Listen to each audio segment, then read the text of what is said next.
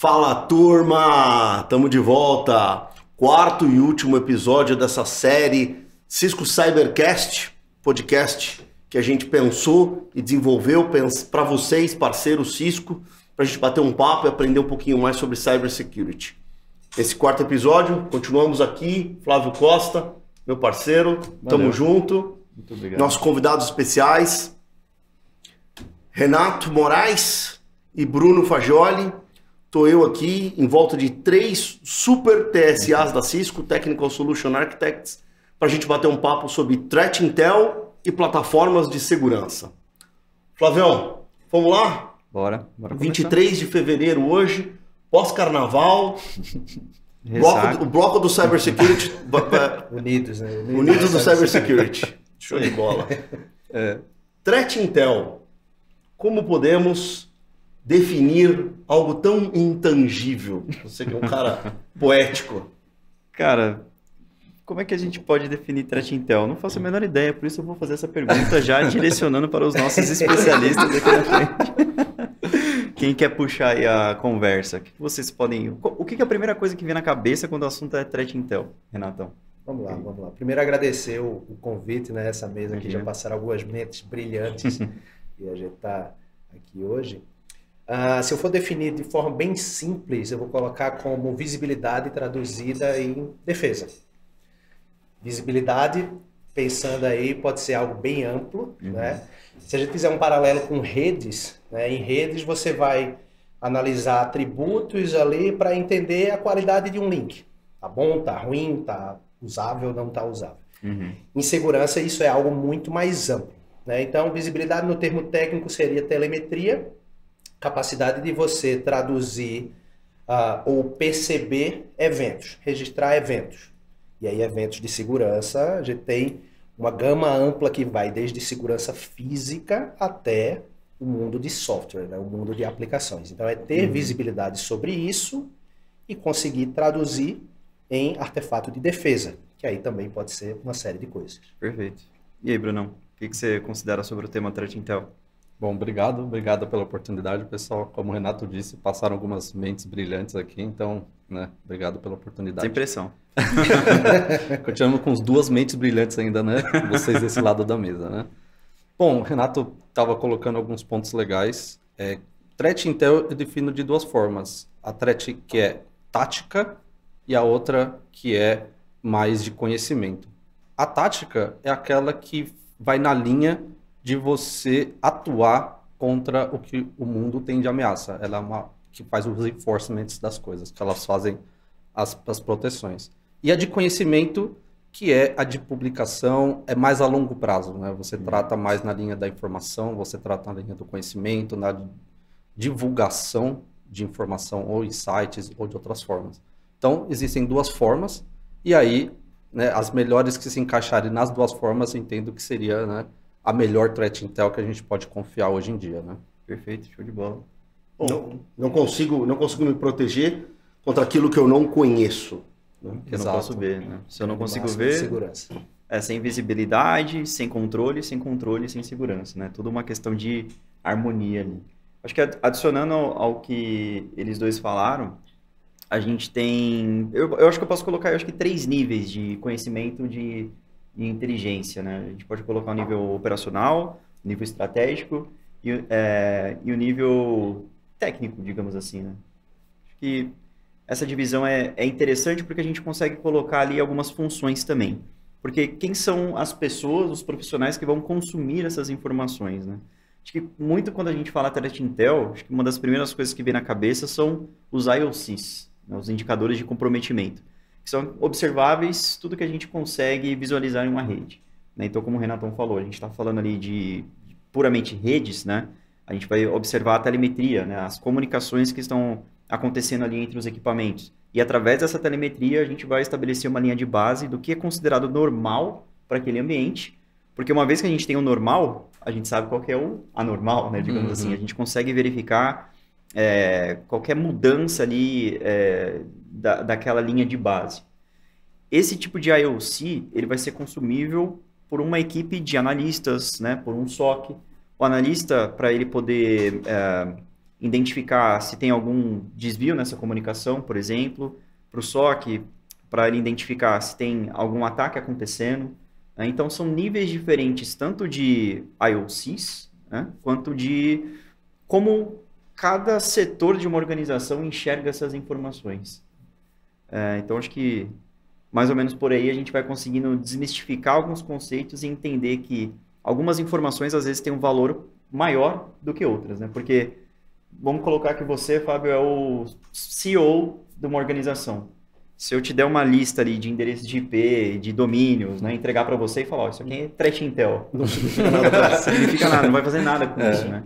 Então a gente tem que pegar essas informações no nível mais técnico, extrair inteligência dessas informações para que eu consiga encaminhar para você um relatório onde você vai ter informações, né, legíveis e entendíveis de acordo com o seu trabalho, com a sua função, que você vai conseguir utilizar para tomar decisões estratégicas para o negócio. Então, o nível mais estratégico. O nível técnico, ele existe, ele vai continuar sempre existindo, né? Mas tudo depende de como a gente consome esse tipo de informação para poder levar isso para cima, né? Digamos assim, né? Do nível técnico para o nível estratégico, para que você possa entender melhor como tocar um negócio. Eu acho que tem um ponto que eu gosto muito nessa análise, né? Deixa eu já colocar uma outra pessoa aqui na mesa, que é o Cisco Talos. Nós 4 trabalhamos na Cisco, e a Cisco é a mantenedora do Cisco Talos. E aí, falando de Threat Intel, depois alguém pode explicar melhor o Talos aí para quem está escutando a gente. Eu não vou entrar na discussão aqui por enquanto do Talos, mas de um passo primário aqui que eles cumprem, que eu acho que é muito importante, que quando eu entendi, aprendi isso, para mim foi muito importante, entender o trabalho que é feito de Threat Intel. E esse trabalho, no caso do Talos, ele começa num passo antes da parte técnica, que é entender o perfil do atacante. E aí eles fazem um quadrante, não tenho como desenhar um quadrante aqui agora, mas a gente vai imaginar um quadrante onde eu tenho num eixo o nível de sofisticação e profissionalismo da pessoa ou grupo que está por trás daquele ataque. E num outro nicho eu tenho a motivação da pessoa ou do grupo. Então você tem num extremo aqui de alta motivação e alto nível de profissionalismo, um profissional. O que se entende por um profissional? Alguém que é contratado para fazer um trabalho e precisa entregar um resultado, né? Que tem conhecimento, tecnologia, experiência, know-how para fazer aquilo, e ao mesmo tempo ele está altamente motivado. E essa motivação ela pode ser financeira, política, religiosa, pessoal, enfim, existem vários motivadores na vida. Então esse é o atacante mais perigoso que existe. Você tem os outros 3 no quadrante aqui, né? Você tem um cara que está altamente motivado, mas que não tem o ferramental, a experiência, o conhecimento, não é um grande profissional. Você tem um cara que é um excelente profissional, foi contratado para fazer um ataque, mas ele não tem uma motivação pessoal. Ele vai fazer aquilo que... né? E você tem um cara que não tem nenhuma das duas coisas, que é aquele moleque mais novo que está na tentativa e erro ali, não está motivado, não é um profissional, não está sendo pago, mas ele está naquele momento de tentativa e erro ali, em algum momento ele vai acertar alguma coisa e tentar aprender. Então, com isso, peço que alguém complemente aqui, falando um pouquinho do Talos especificamente. Alguém se anima a gente trazer o Talos para a mesa? Vamos trazer. Começa aí, Renato. Começar comentando sobre essa ideia do quadrante, né? Interessante você entender onde você está como alvo. Todo mundo é um alvo. E se você entende onde você está posicionado, que tipo de motivação te torna um alvo e que tipo de recurso te torna um alvo, é bem interessante, né? Se você está na parte ali do moleque que está na tentativa e erro, é porque tem muita coisa para fazer dentro de casa ainda, né? Mas sobre Talos, a organização dentro da Cisco que faz esse trabalho de Threat Intel de uma forma bem ampla, né? Então a ideia não é só entregar assinatura de IPS ou identificador de malware, arquivos maliciosos. É um trabalho muito amplo, multidisciplinar. Threat Intel tem que ser multidisciplinar, você tem que ter o cara que entende de hardware, o cara que entende de sistemas operacionais, de aplicações, de rede, né? As vulnerabilidades, elas cobrem todos esses aspectos, então você tem que ter pessoas capazes de identificar ameaças sobre todos esses aspectos. Existe esse lado técnico do trabalho do Cisco Talos, mas também tem um trabalho muito amplo na parte educacional, na parte de divulgação das informações, né? Aquilo que a gente comentou, uma coisa é eu entregar o Threat Intel como uma lista de IP, hashes de arquivo, e outra é eu entregar um relatório para que um executivo, um gerente de TI, ele tenha um entendimento de onde ocorrem falhas que permitem um ataque. E aí, uma vez que eu entendo essas falhas, eu posso entender o meu ambiente onde eu preciso trabalhar mais a fundo. Que camadas eu preciso desenvolver, investir mais para garantir que para aquele tipo de ataque, aquele perfil ali de desenvolvimento de ataque, não seja bem sucedido dentro do meu ambiente. Então, o Cisco Talos tem um trabalho em cima disso, né? De explorar e mostrar qual é o trabalho do atacante para chegar no alvo, né? E aí você entender que defesas você precisa ter. Exato. Toda vez que falam do Cisco Talos, né, eu sempre vejo outros Threat Intels públicos ou privados, né? O Talos é um Threat Intel privado, embora haja colaborações com Threat Intel pública.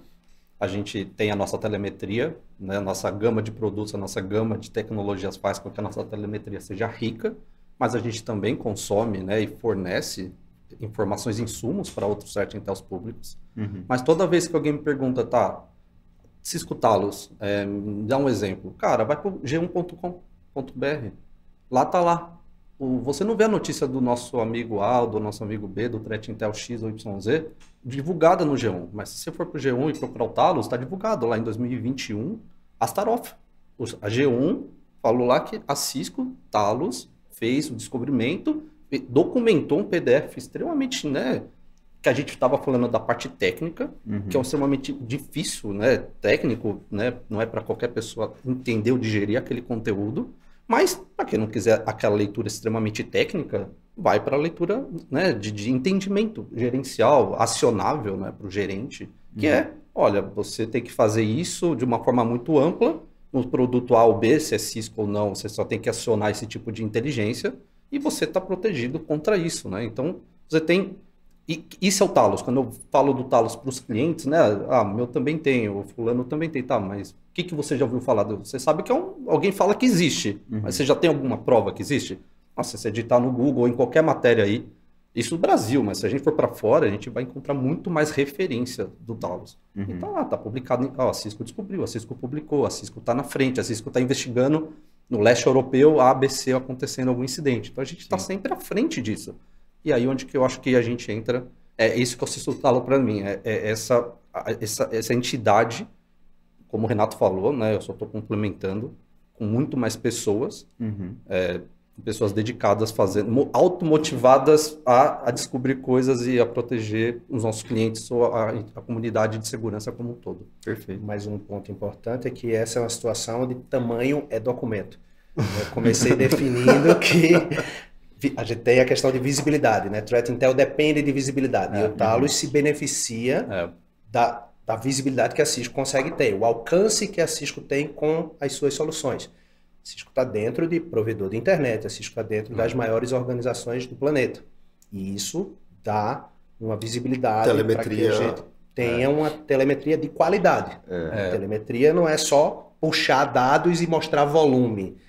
A gente ter a amostragem de qualidade diversa para que a gente tenha uma Threat Intel muito, muito rica. Desculpa. Não, pode ir. Eu ia dar um exemplo. Se eu abrisse um Bruno em threatintel.br aqui agora, eu poderia consumir um monte de recurso público, um monte de informação pública. Cara, eu ia ser mais um no meio, né? Não ia ter o diferencial. Sim. Acho que onde a gente entra no que o Renato acabou de falar é o diferencial da volumetria de coisas que a gente tem. A gente é o maior fornecedor global disso e daquilo, de roteadores, de segurança, né? Então a gente tem coleta dentro de provedores, coleta dentro de outros lugares, então a gente tem insumo, a gente tem da onde tirar. Não é eu pegando o que todo mundo sabe, eu pegando o que todo mundo sabe, mais tudo que eu sei, Cisco, né? Perfeito. E aí é onde a gente agrega muita informação. Tem todo um trabalho de curadoria em cima disso, né? Você tem a telemetria, você tem um volume massivo de dados, mas você tem que entender. tudo bem, eu tenho essa gama de possíveis ataques que podem ocorrer. O que é que tem ocorrido nos últimos tempos? O que é que está ativo? E isso aí é o que é mais relevante para que eu tenha as defesas, né? Eu não vou me defender de uma vulnerabilidade de um Windows 95. Está lá dentro de um Threat Intel. Mas se eu estou fazendo esse tipo de defesa, tecnicamente, né, o aspecto é que eu estou gerando mais processamento, eu estou impactando a experiência do usuário. Então, o trabalho de curadoria também é importante. Além de ter volume, dar um entendimento do que é relevante transformar em defesa. E curadoria. Antes, só para terminar essa curadoria, Renato tá falando curadoria, me lembrou na hora Kena.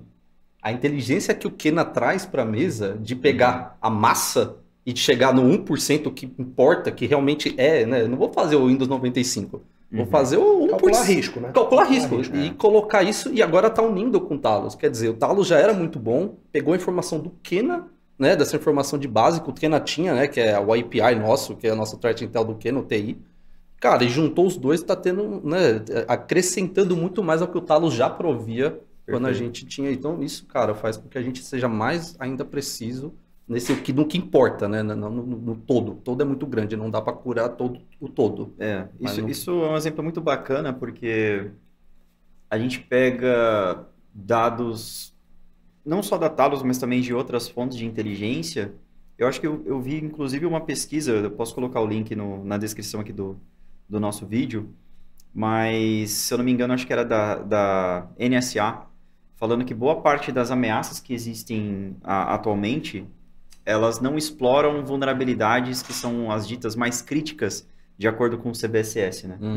Com o score lá do CVE.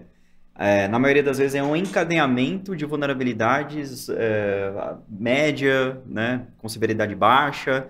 Então, se tem alguma organização que está tomando sua decisão baseado só na informação de inteligência do CVSS, né? Que é um dos indicadores que a gente tem que levar em conta, ela está deixando de observar aquilo que está acontecendo no mundo real para trazer para o mundo dela como empresa. Isso pode ser perigoso porque pode trazer a falsa sensação de segurança, né? Gosto dessa discussão, principalmente bom ponto a questão do Kena, né? Então, o Kena como uma ferramenta de vulnerability management, de gestão de vulnerabilidades, parte da arquitetura Cisco, um produto que a gente comercializa para ajudar os clientes a entenderem de todas as vulnerabilidades identificadas no ambiente, quais são as prioritárias, né? E aí você citou fontes públicas, né? CVSS, isso. Os CVEs, né, as vulnerabilidades... Common Vulnerability System Core System. Sim, para o CVSS, né? Para as notas que são atribuídas às vulnerabilidades que são descobertas, né? Inclusive, a equipe da Talos é uma das que mais descobre vulnerabilidades ao longo do ano, né? Então, o que é reportado por esse time, que tem esse papel tão importante e fundamental, isso a gente até comentou em outros episódios, né? Que segurança ela precisa ser mais proativa. Então, quando a gente está falando de Threat Intel, a gente não está falando só de receber essa telemetria e esses IOCs e melhorar as nossas defesas com relação à prevenção. Mas a gente está falando também com relação à detecção daquilo que já está acontecendo e com relação a essa proatividade de um threat hunting, né? De poder utilizar essas informações para buscar no nosso ambiente se a gente já está protegido contra os TTPs, né? As táticas, técnicas e procedimentos que são utilizados por atacantes, por adversários, né? Independente da terminologia que a gente utilize, por hackers, né? Se a gente já está protegido contra aquele grupo ou não. Porque uma coisa muito interessante do Threat Intel, e existem grupos privados que são focados nisso, é de mapear, por exemplo, organizações que focam em empresas de determinado segmento, né? Então, a gente tem adversários que focam em empresas somente do segmento financeiro, somente do setor de saúde, né? Que tem aquele foco específico.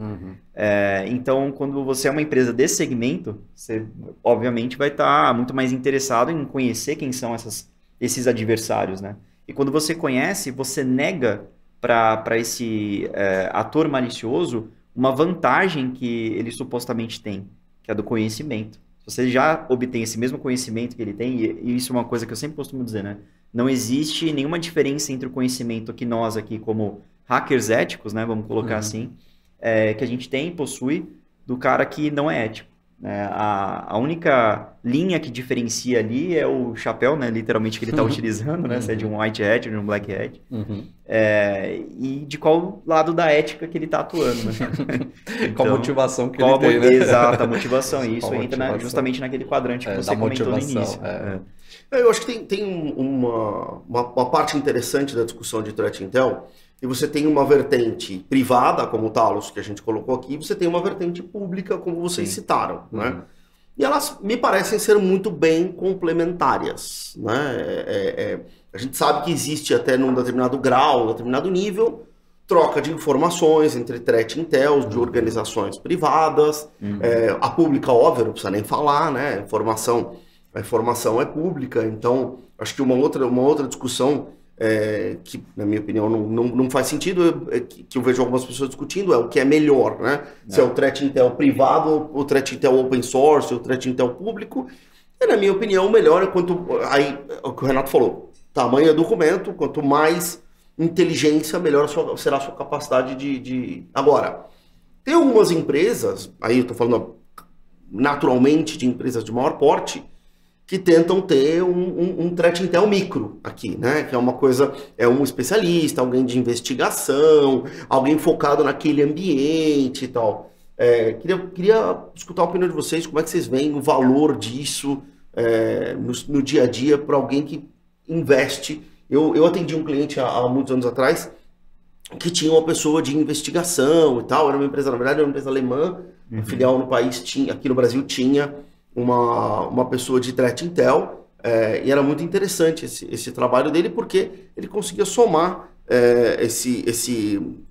as fontes públicas e privadas contratadas pela empresa com o conhecimento que ele tinha do ambiente, que é único. Né? E aí só ele vai poder ter. Então eu tive uma experiência bacana com esse micro Threat Intel, vamos dizer assim. Sim, Threat Intel local, né? Isso é um ponto bem importante. Depende muito de maturidade dentro da organização, né? Não é toda empresa que vai ter nível de maturidade e recurso para investir nisso, mas seria o estado ideal, porque você tem a visão global e o local. Então você tem um entendimento desse global, o que é que faz sentido para mim? O que é que está acontecendo aqui dentro que eu posso juntar com aquela visão que eu tenho global e trabalhar de forma mais precisa, né? Sobre o tipo de ameaça que vai ser direcionado para o meio ambiente. Isso aí é super importante. Eu acho que existe até uma certa limitação do que essa inteligência local ela é capaz de coletar, né? A gente, por mais que tenha uma equipe especializada ali, às vezes não tem uma visão global, que também é importante. Então, quando a gente fala do Kena ou do trabalho que a Talos faz, por exemplo, né? O Kena como ferramenta, a Talos como equipe de inteligência. É como a gente estava falando, são fontes diferentes e aí a quantidade ela é importante, mas a forma como a gente usa essas informações e a qualidade que a gente extrai dela é o diferencial que a gente tem que criar para ser a empresa que vai continuar funcionando amanhã depois de um ataque. Né? Então a gente tem que ter a visibilidade do que está acontecendo para poder, quando algo anormal acontecer, ser detectado o mais rápido possível para conter o escopo daquele ataque e remediar e responder também da forma mais rápida possível. Né? Acho que um grande exemplo que a gente pode colocar aí do mundo real, né, digamos assim, foi o WannaCry de 2017, né? E uma coisa muito interessante é que não foi a Talos especificamente, né, ou um pesquisador da Talos que descobriu o ataque. É claro que quando o ataque estava acontecendo, todo mundo já sabia, né, que o ataque existia, porque um incidente de ransomware, ele é explícito, né, ele tá pipocando lá na tela, e foi muito rápido, justamente por uma das características de Worm que ele tinha, né. Ele não precisou de nenhuma interação humana. Então imagina o seguinte, né, nessa situação, você não precisa abrir um e-mail, pegar um pendrive, espetar no seu notebook para que você seja comprometido. Só o fato de você estar online foi o suficiente, né, para as máquinas que estavam vulneráveis àquele ataque a se tornarem parte da mesma rede mundial de computadores que foi a responsável por propagar esse ataque. Mas o meu ponto é o seguinte, existe um pesquisador britânico chamado Marcus Hutchins, e ele foi um dos responsáveis, né? Dizem que ele foi um herói acidental, né? Porque foi ele que parou o ataque do WannaCry. E na publicação que ele faz no blog dele, ele coloca um print screen da inteligência da Talos, através do Umbrella. Então, quando ele está fazendo todo o trabalho dele de Threat Intel, como pesquisador autônomo, ele está coletando dados de uma ferramenta privada que ele tinha acesso. Então, no Cisco Umbrella, a gente já tinha informação de que aquele domínio utilizado no ataque, ele tinha alguns indicadores de comprometimento que colocavam ele como supostamente malicioso. Então, tinham atividades que estavam acontecendo ali que estavam indicando que a reputação daquele domínio não era uma reputação boa, né, digamos assim. E aí ele coloca ali o print do Umbrella, né, mostrando o domínio e por que ele registrou aquele domínio. E quando ele fez esse registro, ele acidentalmente, né, como dizem, e eu acho isso uma sacanagem com o cara, né, porque pô, o cara trabalha com isso, falar que acidentalmente Toda a ele... habilidade. eu acho que assim, destrói. obviamente que esse acidentalmente está relacionado a ele não sabia o que ia acontecer quando ele fez aquela ação, né, quando ele registrou o domínio. Mas ele parou o ataque porque foi um kill switch domain, né, foi um botão de desligar que estava ali naquele código, e ele fez o registro justamente para observar o comportamento. Mas, assim, foi uma pessoa que não está relacionada a Cisco ou a Talos, que utilizou um pouco dessa inteligência de uma ferramenta privada para conseguir ajudar o mundo todo, basicamente, né? Porque ele foi o responsável por entender o ataque e também por parar o ataque, né? Agora, outra coisa que é muito importante com relação à qualidade da informação também. Beleza, a gente está falando de quantidade, a gente está falando de tudo que é observável na internet que a Talos consegue coletar e como uma pessoa só conseguiu usar isso como uma informação extremamente relevante, né? Agora, nessa mesma época, em 2017, quando esse ataque aconteceu, tinha várias empresas de inteligência falando que o vetor de ataque era e-mail. E assim, batendo martelo, carimbando. Não, o vetor de ataque possivelmente aqui é e-mail. E aí, o que essa informação ela reflete na indústria? As pessoas que confiam naquilo vão falar, pô, a empresa X está falando ali que o WannaCry, que está impactando o mundo inteiro, o vetor de ataque é por e-mail. Eu não tenho como proteger ou como atualizar as minhas máquinas com relação a essa vulnerabilidade, que já tinha sido corrigida meses atrás pela Microsoft, inclusive, né? Beleza, não tem como fazer isso nesse momento. O que essas empresas tomaram como decisão estratégica a partir da informação técnica e tática obtida pelo Threat Intel? Vou parar de fazer negócio por e-mail. Vou desligar todos os servidores de e-mail. Cria o conceito de auto-DOS. Né? Foi basicamente isso. Eu vou parar de estabelecer comunicação por e-mail, que num ambiente corporativo é extremamente crítico, né? Como todo mundo sabe. E qual que é o impacto disso com relação ao negócio? Né? Quanto que essas empresas deixaram de lucrar, ou quanto que elas perderam efetivamente por simplesmente encerrar suas comunicações por e-mail durante um tempo ali, talvez de semanas, né? Então, isso foi extremamente crítico, né? E foi fundado com base em um Threat Intel mal feito. Mal feito. Né? Você cria uma situação onde o ataque ele vai além da vulnerabilidade inicial que ele explorava, né? Você, por tomar decisões de defesa, Sim. também está criando um impacto. Essa história é legal para mostrar que da mesma forma que do lado do atacante existe lá o quadrante com a motivação, a capacidade e as ferramentas dele, mostra que do lado do cara que está fazendo o trabalho de Threat Intel local, a ferramenta também tem um peso muito grande. Você pode contratar o melhor cara do mercado, mas se você não põe nas mãos dele as melhores ferramentas para que ele tenha a capacidade de extrair e analisar telemetria, não vai sair muita coisa dali. Né? E assim como você pode ter a melhor ferramenta, a melhor solução técnica, né? O Best of Breed, aquele que está lá no quadrante Gartner, lá em cima, mas não ter as pessoas também com a devida expertise para poder gerenciar essa ferramenta. Então tudo é um equilíbrio. Né? Eu acho que essa discussão toda de Threat Intel, e aí eu queria só, antes de a gente avançar aqui, fazer também um comentário. Renato colocou um ponto importante, né? Que são as áreas do Talos, a gente...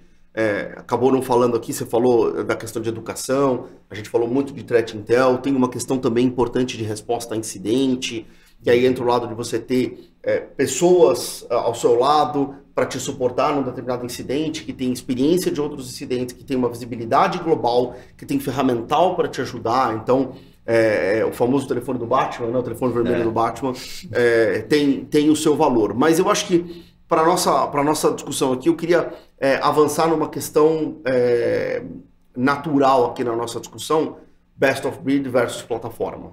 Né? Então aí agora a gente está chegando numa parte da história que é a resposta que todo mundo está buscando há muitos anos. O que é melhor para se proteger.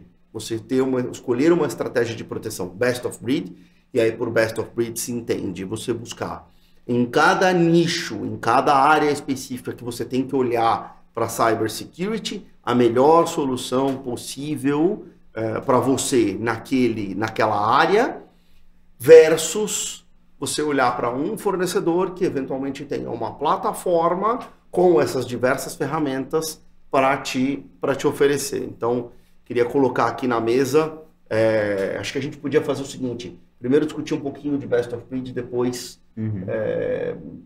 para a plataforma, podemos? Interessante, claro. Então, vamos começar pensando exclusivamente em best of breed, que de verdade talvez tenha sido como a indústria de cybersecurity nasceu e cresceu, né?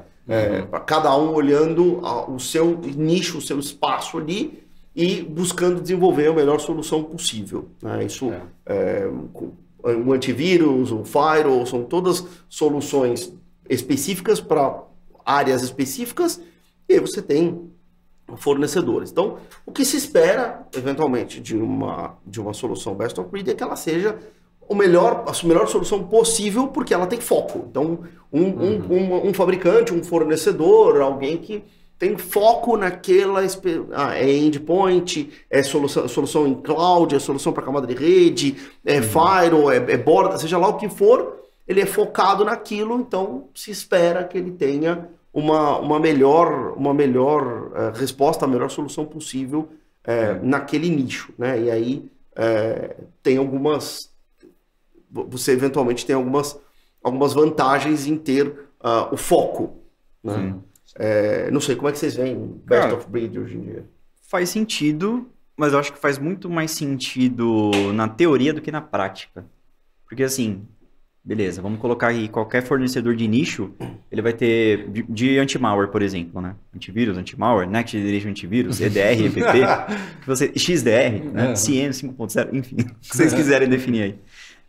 Mas, assim, ele vai ter mais recursos, ele está mais dedicado, mais comprometido a fazer aquilo, e aquele é o foco dele, né? Então o foco dele está aqui.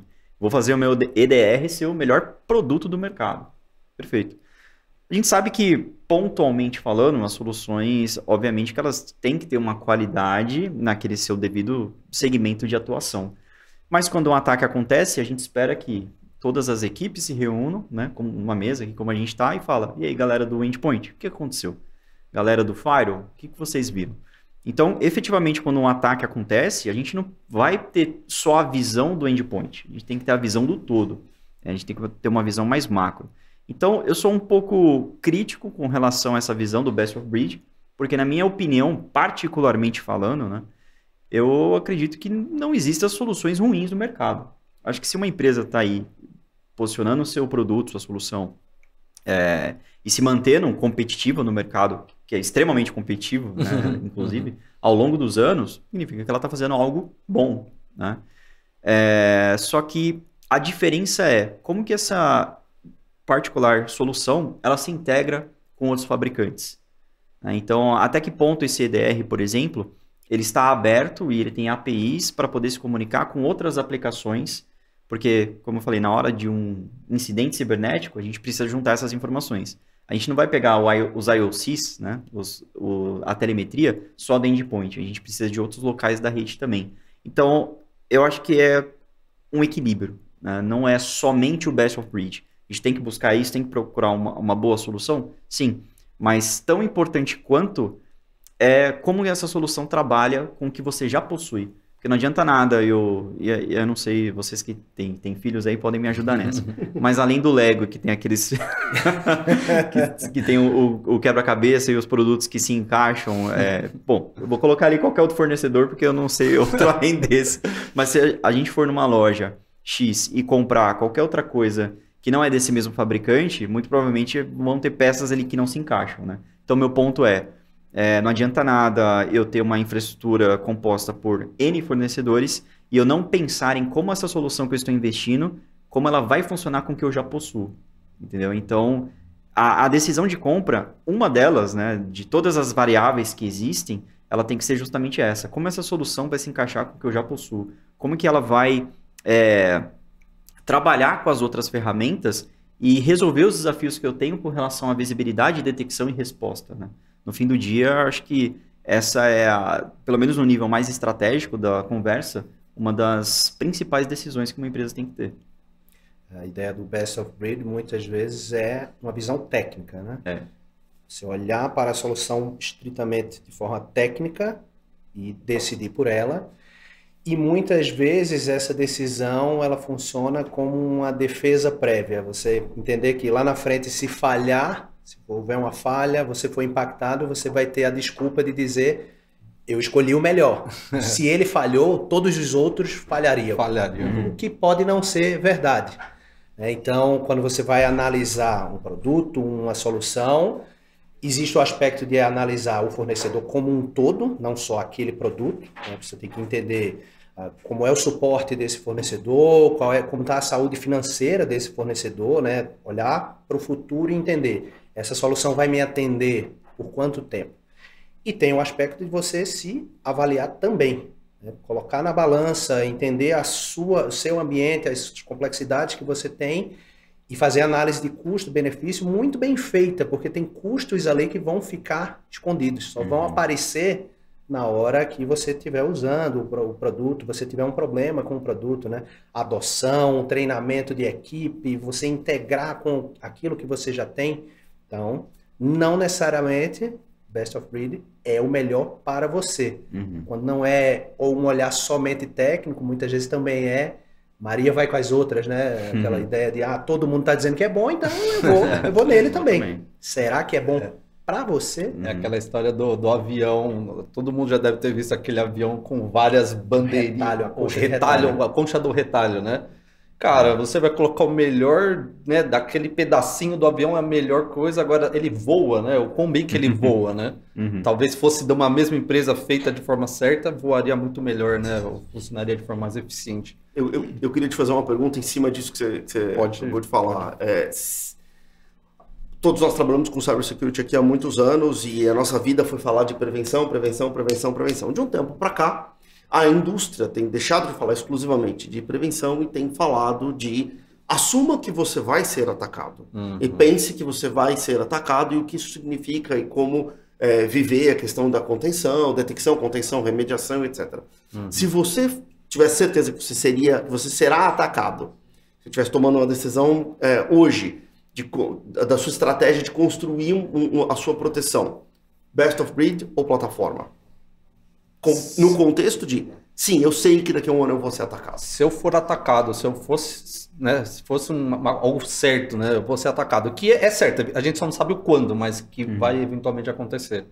Cara, né, se eu estivesse do lado de quem estava operacionando, né, operacionalizando todo o meu ferramental de segurança, como a gente já trabalhou, o Renato trabalhou do lado de que tem que dar a resposta, né, na operação para um incidente, eu vou escolher aquilo que me dê a melhor, de forma mais rápida e simples, a resposta para o que eu preciso.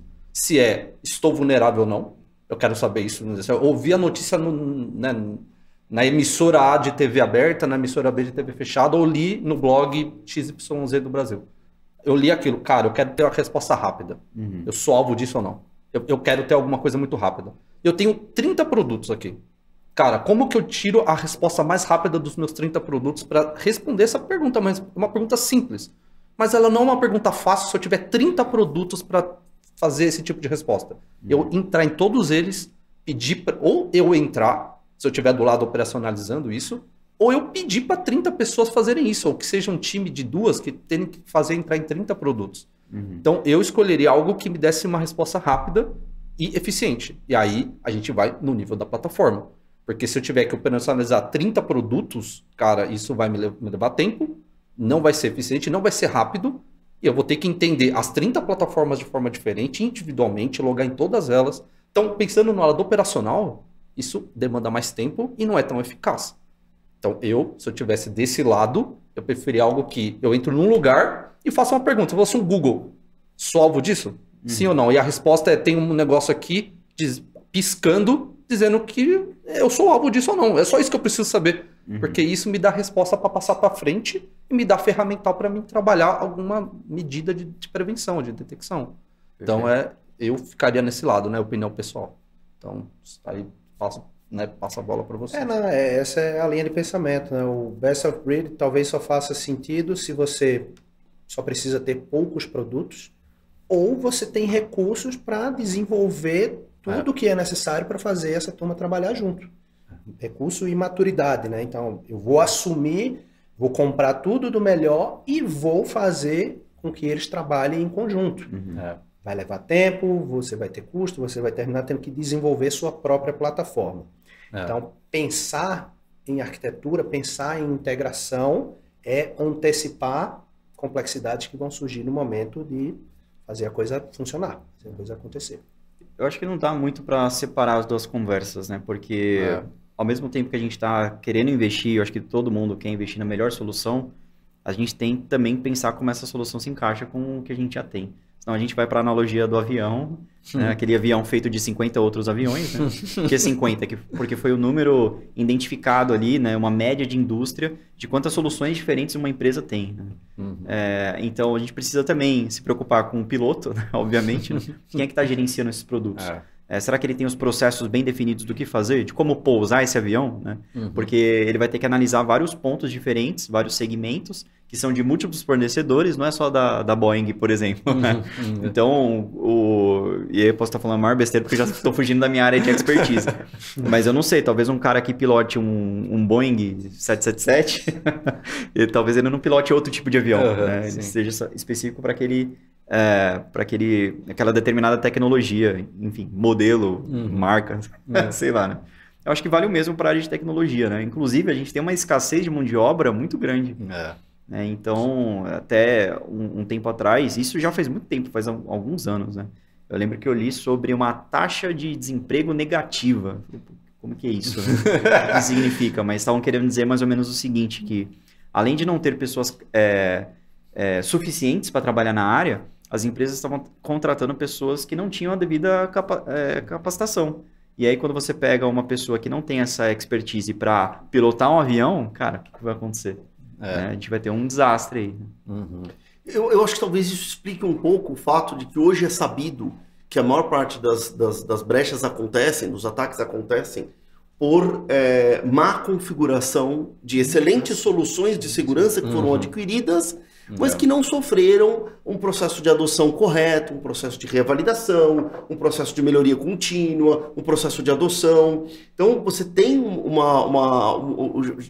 já é latente o quanto o mercado sofre por uma questão de mão de obra, como o Flávio colocou, de recurso, de integração com outras coisas. A gente já vive o efeito negativo de uma mentalidade, best of breed, o melhor de cada um, como resposta padrão, e aí você tem dificuldade de interoperabilizar, dificuldade de integrar, você tem falta de mão de obra, você tem necessidade de mais recursos, você não se preocupa tanto com o que você já tem e as soluções acabam mal configuradas e os ataques acontecem. Sabe por que eu acho que acontece isso também? E eu acho que está um pouco relacionado com esse best of breed, porque o cara que está pegando o melhor produto ali do mercado, pode ser, né, não que seja o caso para todas as ocasiões, mas pode ser que ele esteja pensando, beleza, estou comprando esse produto, estou garantido, estou protegido, porque ele é o melhor produto, ele vai detectar tudo. É o que o Renato falou, né? Isso. Então o cara tá pensando ali que vai ser a resposta para tudo, né? E que ele não precisa ter as pessoas ou os processos bem definidos para saber como gerenciar aquela devida tecnologia. E aí que surgem esses problemas de configuração também, né? Acho que tem vários exemplos, se a gente pesquisar aqui qualquer tipo de notícia de ataque ou de vazamento de dados, né? A gente vai ver que o cara deixou ali credenciais, né, hard-coded lá numa aplicação. E publicou no GitHub. Publicou no GitHub, exato. Aí, ou o cara tá compartilhando informações ali de um determinado código pelo Pastebin, né? Aí o cara faz um scrapping ali de tudo que tá naqueles sites, né, de Ctrl-C, Ctrl-V online, basicamente, né? E o cara pega ali credenciais de um banco de dados, né? Aí, eu tinha o best of breed, tinha tudo, mas vazou uma credencial minha. E aí? O que adianta você ter o melhor produto e a melhor tecnologia? Se você não teve o processo adequado para como é que eu vou compartilhar essa informação, né?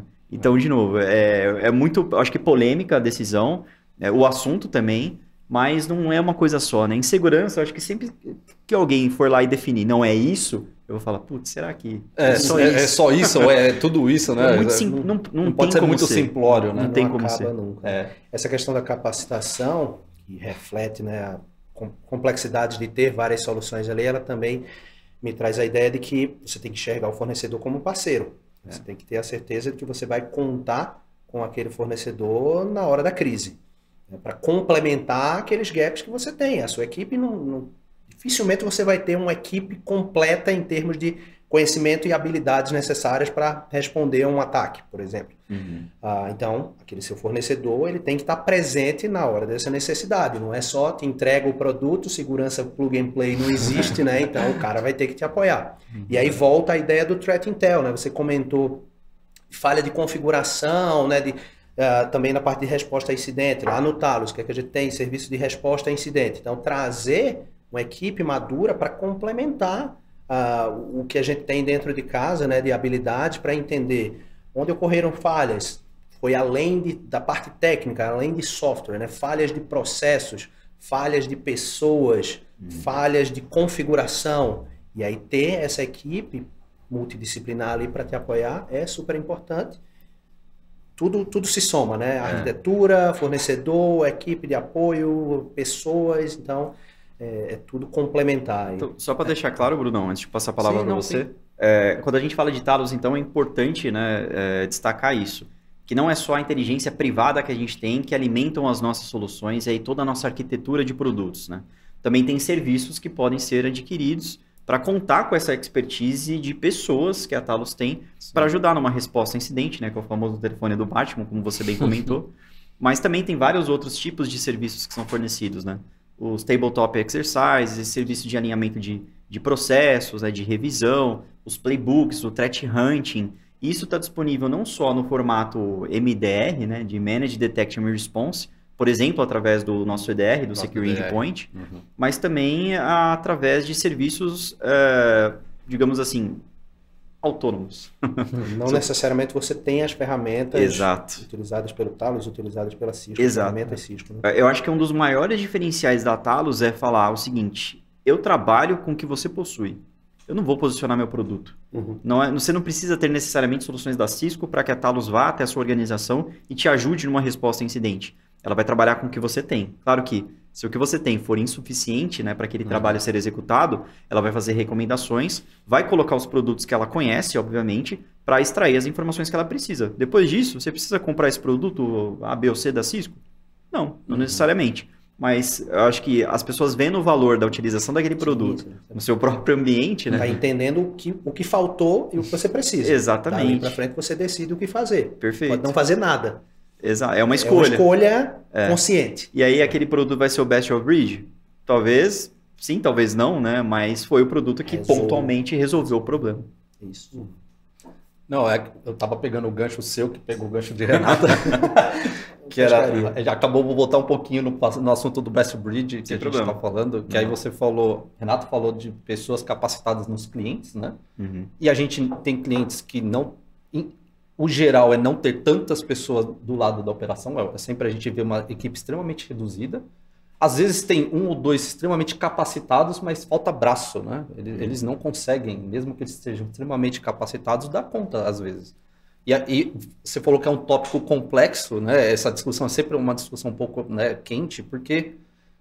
e nesse cliente especificamente, né, eu estava tratando com eles exatamente isso. Eles tinham uma solução best of breed, de um produto de segurança, e a gente estava colocando uma solução nossa, que também, né, uma excelente solução nossa, só que a solução por solução, ele falou, eu tenho as coisas parecidas, é o que você tinha falado antes. Se está no mercado, se está no quadrante, se está ali, né, competitivo, eles fazem coisas muito boas, né? Se está ali competitivo é que eles são muito bons. Então tá, você está me oferecendo coisas tão bem boas, eu tenho essas coisas boas aqui no meu best of breed. Mas o que você consegue colocar mais? E o a mais, para esses caras que só eram dois, extremamente capacitados, mas não estavam conseguindo ver como agilizar o dia a dia, foi quando a gente entrou na parte de plataforma. Cara, eu tenho já duas coisas da Cisco, você está me colocando uma terceira e está me mostrando o valor de que 3 juntos em plataforma é melhor do que ter uma sozinha aqui, uma sozinha aqui, uma sozinha aqui. Ensino E eu já tenho isso hoje, e não funciona. Eu já tenho isso aqui hoje. Então você está me dando uma alternativa de ir para um fabricante único, que no caso é a Cisco, mas você está me dando uma solução que hoje eu não tenho. Agilizar meu dia a dia. E isso acabou resultando no projeto que a gente fechou. Então, a opinião que eu dei é uma opinião, na verdade, que eu recebi. Eu só repassei para vocês, né? Não é o Bruno falando. Foi o cliente que falou, olha, eu estou adquirindo a Cisco hoje porque você está me falando que, cara, você vai facilitar meu dia a dia, vai me fazer, né, mais rápido, mais ágil, mais eficaz com o Talos. Aí a gente fala que o Talos é um ponto crucial na resposta, mas a plataforma, onde que o Talos está inserido, né? Uma cola ali. Quando você olha para a plataforma, a arquitetura, você não está olhando só para funcionalidades específicas de soluções. Você vislumbra capacidades de integração e automação que individualmente você não teria. Tendo uma plataforma, você vai desenvolver isso e aí você alivia a carga de trabalho em cima de pessoas para que elas possam executar atividades que de repente você não está executando, mas que são importantes. É quando a gente entra no ambiente do cliente para fazer essa integração e automação que eu vejo um valor muito, muito grande no nosso parceiro. A gente falava de mão de obra, ser essa mão de obra para o cliente que está próximo, que conhece o ambiente, que tem o know-how, que tem acesso à plataforma e cuja plataforma usa a inteligência do Talos. Então você fecha uma cadeia de valor ali para realmente trabalhar para proteger melhor o cliente através de uma mão de obra especializada que entrega uma plataforma que consome um threat intel.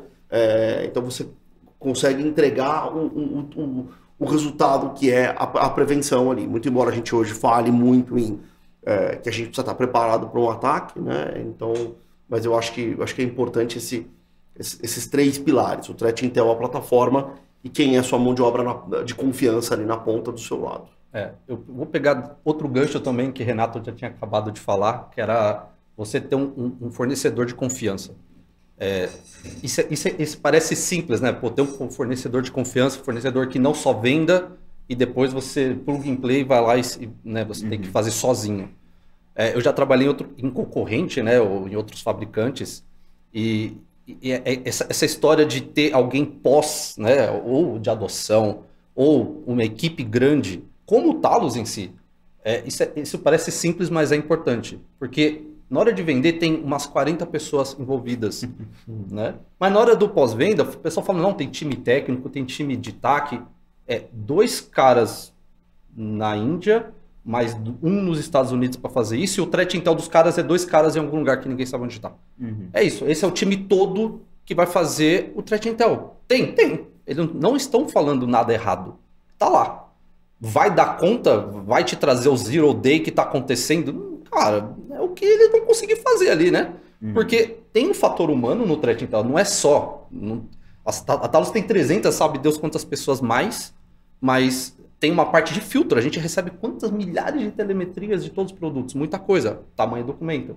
A gente filtra, IA, até chegar em alguma coisa acionável por ser humano. Alguém tem que chegar a fazer o filtro final, engenharia reversa, tem que entrar lá e colocar a mão na massa. Um cara, 2, 10, para uma empresa é muito pouco. Então, essa história de ter alguém, um parceiro, um fornecedor de confiança na venda e ter depois outros 300 ou quantos for pós-venda na adoção, isso é extremamente importante. Isso que dá a confiança, traz confiança para o cliente, saber que ele pode contar com pessoas e não é só um cara no Brasil, um nos Estados Unidos e um para fazer o suporte no TAC. Não está só comprando um produto, está fechando uma parceria. Está fechando uma parceria. Então, isso é extremamente importante, esse tópico. Que tem um exército por trás. Tem um exército por trás. Tem um exército na venda, mas tem um exército na pós-venda ou na adoção, ou o que quer que seja depois.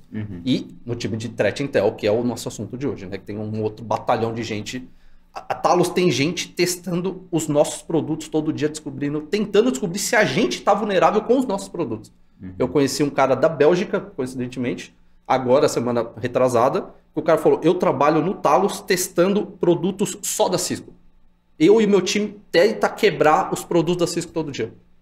Que empresa pode dizer que tem um time dedicado dentro do threat intel dos caras para tentar quebrar os próprios produtos deles? Cara, se o cara está começando uma empresa que não é uma empresa como a Cisco, os caras têm, sei lá, 10 pessoas globalmente para fazer threat intel. Não tem um time dedicado para quebrar as próprias coisas, para tentar descobrir coisas deles. Sim. Quem descobre? O atacante. O cliente. Esses caras que descobrem, não é o time interno. Então não fica interno, vai público. Então, essa é uma informação onde que tem um fornecedor como a gente, né, uma empresa muito grande, faz toda a diferença nesse fim do dia. Porte, tamanho. Porte, tamanho e qualidade. Não adianta você ter um batalhão de gente que não sabe nada, né? Tem que ter um batalhão de gente que, né? Só gerando informação. Só gerando ruído, né? Ou gerando ruído. É como você falou aquela hora, né? Tem uma informação threat intel, né? Intel não tem nada, mas né, tava ali algum Intel envolvido que não chegou a lugar nenhum. Só tinha um threat, né? Mas que ele gerou o threat do threat, né? Ele gerou um DOS em cima do negócio que nem era DOS, né? Então tem esse tipo de informação. Exatamente. Flavião, fechamos? Acredito que sim. Considerações finais? Alguém quer falar mais alguma Comentário? coisa? Eu falei os últimos 5 minutos, vou deixar vocês falarem aí. Só agradecer mais uma vez e aí...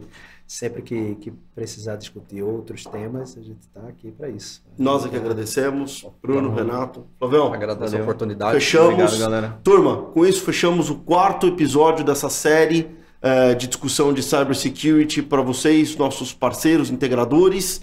E há rumores de que eventualmente no futuro isso continue. Quem sabe? Quem sabe? Obrigado, valeu. Valeu.